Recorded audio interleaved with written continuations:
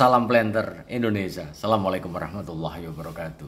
Di sore hari yang berbahagia ini, sebelum pulang ke rumah, izinkan The Brondol menjawab pertanyaan dari sahabat The Brondol yang bertanya mengenai NPK yang khusus kakao ini, Pak Pendi. NPK pelangi dari Kalimantan Timur ini, pupuk Kaltim ini, apakah bisa untuk kelapa sawit? Maka kita tidak boleh meninggalkan yang namanya kandungan yang terkandung di dalamnya. Kandungannya apa saja? Saya kira bahwa kalau kita melihat secara lebih dekat, ini ada nitrogennya 14%. Ini sudah sangat cukup sekali. Artinya padahal untuk tanaman yang sudah panen rekomendasinya 13,8, 27,4 plus 0,5 atau 0,6 boron, tapi ini udah 14%. Ini angka yang cukup lumayan besar. Kemudian ini ada P2O5-nya, ini ada 12%, ini 12%. Kemudian ini udah 14%, angka yang cukup besar, sebenarnya udah mumpuni untuk tanaman kelapa sawit. Kemudian kita akan melihat selanjutnya lah. Yang menjadi masalah adalah di kaliumnya. Ini kalau melihat di ini ada kaliumnya. Nah, ini kaliumnya cuma 16%. Kalau 16% kalium atau K2O-nya itu hanya 16%, maka ini kalau untuk digunakan untuk tanaman kelapa sawit yang sudah produksi, angkanya relatif sedikit. Karena bahwa rekomendasi pupuk yang digunakan untuk untuk yang sudah panen adalah rekomendasinya adalah dengan menggunakan yang angkanya 27%. Nah, 27% persatuan berat itu misalnya kalau kita berhitung kembali lagi, kalau misalnya kita menggunakan yang 27% per 1 kg NPK 13,8,274 itu, maka K2O-nya adalah 270 gram. Lah kalau kita menggunakan yang hanya 16% ini berarti 160 gram. Lah kalau seandainya kita mengkonversi, kembali lagi Mas, pinjam kalkulator Mas. Nah, kita akan mencoba menghitungnya. Berapa sih tambahan KCl kalau seandainya pupuk ini mau dipakai? Nah, ini kita berhitung dulu nih. Karena kembali lagi sahabat The Brondol semuanya, ketika kita menggunakan berarti tadi yang 27% kaliumnya, 27% kali 1 kilo, maka 270 gram. 270 gram ini. Sementara kalau kita menggunakan ini 16% saja, maka kaliumnya hanya per kilonya hanya 160 gram. 160 gram berarti kalau kita kurangi 270 dikurangi 160, maka ada 110 gram K2O selisihnya dengan per 1 kg NPK 13,8,274. Kalau seandainya kita mengkonversi ke ke KCl, maka kita akan menghitungnya adalah kali 100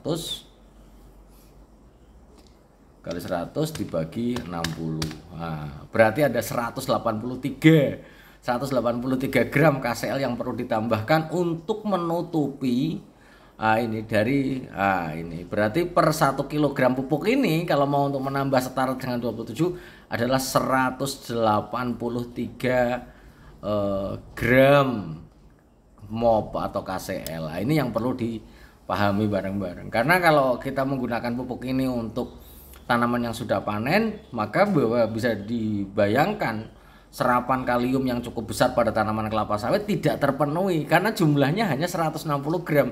Yang rekomendasinya kalau setara dengan NPK 13,8,274 maka adalah 270 gram, selisih 110 gram. Jadi kalau kita konversi ke KCl maka perlu penambahan KCl 183 gram KCl alias MOP yang mengandung 60% K2O. Kemudian kalau yang selanjutnya kita lihat 4 ya hampir sama ya dengan magnesium yang terkandung di dalam 13,8,274. Kemudian ini juga ada tambahannya.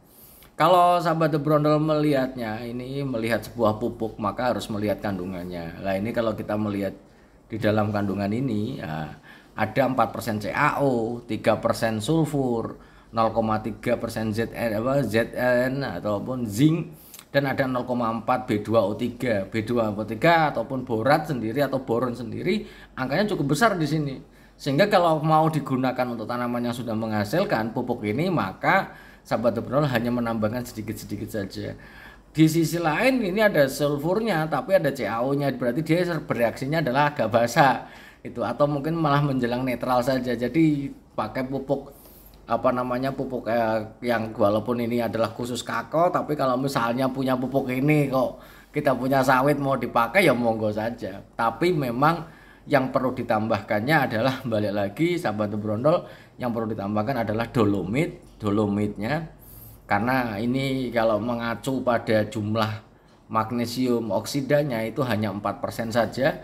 Jadi kalau 4% ini relatif kecil, maka perlu dolomit sekitar ya 2-3 kg per pokok per tahunnya. Nggak usah banyak-banyak, nggak usah sampai 5 kilo, 6 kilo juga enggak. Karena tujuan dasar penggunaan dolomit adalah melengkapi magnesium dan bagaimana menjaga daerah perakaran dari tanaman kelapa sawit yang kita tanam ini relatif memiliki pH yang mendekati netral. Mungkin banyak juga sahabat brondol itu yang kemarin bertanya, apa ini setiap memupuk kok pakai dolomit, setiap mupuk dolomit. Emangnya nggak ada masalah? Kita harus berpaham, harus memahami kenapa tanah di Indonesia itu cenderung asam, karena bahwa air hujan kita juga asam. Di sisi lain air hujan kita sudah asam, air hujan yang mungkin mengenai di lahan kita akan membawa partikel-partikel ion basa atau kation basa yang akan menghilangkan kation basa, yang akan menyebabkan semakin asam, ya akan mungkin terjadi. Sehingga ketika kita mau menggunakan NPK, maka perlunya di dolomit dulu. Balik lagi ada 2 gugus fungsi yang paling penting adalah menaikkan pH tanah mendekati netral bagi tanah-tanah yang relatif asam, atau untuk menambah magnesium, karena memang kandungan magnesium oksida yang ada di dolomit ya lumayan, artinya untuk menambahi saja. Sehingga kalau kita menggunakan ini saja, maka tanaman relatif hijau, akar berkembang dengan baik, tapi kaliumnya berkurang, maka bunganya juga akan berkurang dan buahnya juga tidak akan gemoy. Itu juga tidak ini ya. Jadi memang sahabat brol semua juga harus kita harus mulai berhitung. Kemudian di sisi lain ini juga sudah mengandung unsur hara mikro yang relatif sahabat brondol semuanya juga harus hanya menambahkan sedikit-sedikit saja. Kalau kita berhitung kembali lagi sahabat brondol, kita akan berhitung sedikit nih, gitu. 0,4 kita akan hitung boratnya. 0,4 misalnya per 1 kilo, 0 kali 0,4%, berarti ada 4 gram per kilonya. Kalau kita menggunakan 6 kilo pupuk ini berarti ada 24 gram B2O3. Setaranya dengan berapa? Ini kalau kita berhitung di sini, sahabat brondol, ini ya.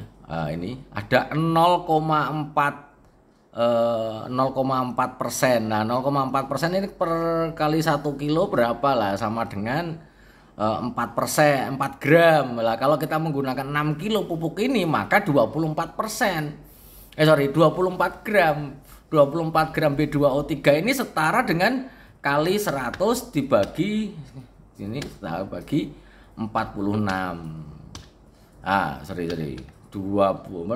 24 gram kali 100 dibagi 46, maka setara dengan 50 gram. Jadi kalau udah 0,4 saja sebenarnya kita tidak perlu menambah borat, itu tidak perlu, karena sudah setara dengan 52 gram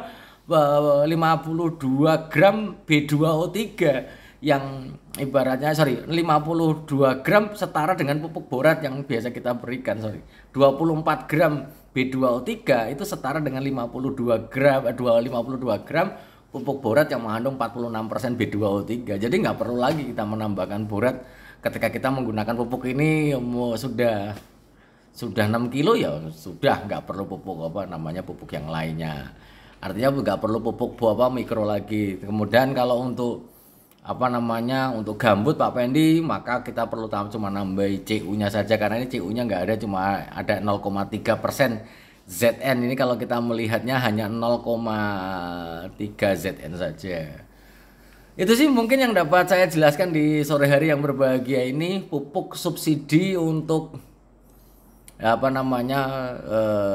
pupuk subsidi pemerintah untuk kakao ya. Ini sebenarnya balik lagi sahabat brondol, untuk kelapa sawit sebenarnya tidak ada, sebenarnya untuk kelompok tani sudah ada, tidak ada pupuk subsidi. Lah kalau seandainya punya kakao tapi sudah dipupuk, tapi kok misalnya mau pakai ini ya bisa-bisa saja. Tapi balik lagi sebenarnya ini tidak direkomendasikan, karena ini kalau kita melihat ini pupuk bersubsidi adalah di dalam pengawasan. maka gunakanlah pupuk dengan secara bijak. Kalau misalnya menggunakan pupuk 14, 12, 16, 4 ini ya, untuk digunakan untuk tanaman kelapa sawit. Semoga bermanfaat bagi sahabat Brondol semuanya dan bagi saya juga. Kalau kita berhitung petani yang bagaimana kita mengusahakan kelapa sawit yang kita tanam adalah bagaimana supaya kita ngirit tapi tanpa meninggalkan kualitas dari kelapa sawit yang kita budidayakan. Semoga bermanfaat bagi sahabat Brondol semuanya. Semoga Allah memberikan kebahagiaan dan kesehatan dan kebahagiaan tanpa syarat dan memperlancar jalan rezeki yang halal dan tidak disangka-sangka. Terima kasih, salam sehat kita semuanya dan salam Planter Indonesia. Assalamualaikum warahmatullahi wabarakatuh.